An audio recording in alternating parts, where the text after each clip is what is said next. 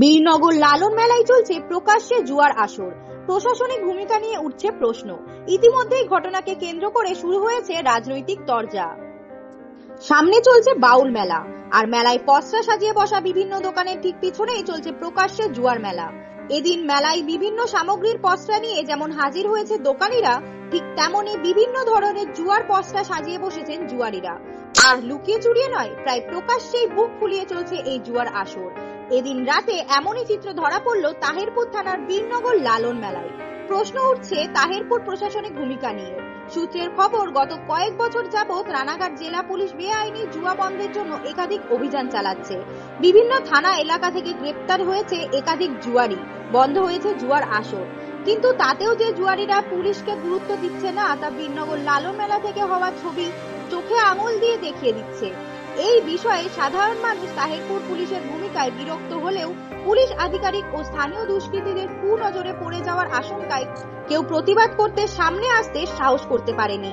যদিও জুয়া খেলার ঘটনা কথা শুনেছেন বলে জানিয়েছেন রানাঘাট ১ নম্বর সমষ্টি উন্নয়ন আধিকারিক নিজেও। বীরনগরের লালন মেলা, যেখানে দেখা যাচ্ছে মেলার মধ্যে একাধিক জুয়ার বোর্ড, কি বলবেন? বীরনগর শহরটা আমাদের সাব ডিভিশনের সবচেয়ে পুরনো শহর এবং সেই শহরের একটা ঐতিহ্য আছে, প্রচুর ইতিহাসও আছে।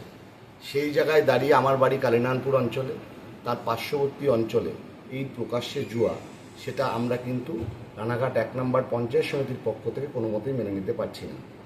এবং পরবর্তীকালে এই জুয়া বন্ধর জন্য যেখানে যেখানে যেটুকু বলার, সেটা আমরা পঞ্চায়েত সমিতির তরফ থেকে অবশ্যই ব্যবস্থা নেব। জেলার পুলিশ সুপার এত তৎপর, সেখানে দাঁড়িয়ে এরকম একটা হচ্ছে, সেটা তো ভাবতে অবাক লাগছে। যিনি আমাদের পুলিশ সুপার এসছেন, আসার পর থেকে রানাঘাট সাব ডিভিশনে কোথাও জুয়ার আসর বসেনি এবং যারা যারা খেলার চেষ্টা করেছে তাদেরকে অ্যারেস্ট করা হয়েছে। সমস্ত সাতটাট্টে বন্ধ, সব অনলাইন বন্ধ, সব কিছু বন্ধ করে দিয়েছেন।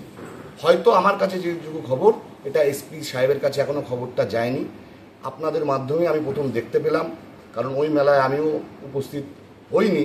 কিন্তু এটা দেখে এতটাই অবাক লাগছে, আমি অবশ্যই আমাদের যে আধিকারিক আছেন, মাননীয় ওসি সাহেব আছেন, তিনিকে রিকোয়েস্ট করব ব্যাপারটা সরজমিনে দেখে তদন্ত করে যথাযোগ্য ব্যবস্থা যেন নেয়, সেটা আমরা আশা রাখবো।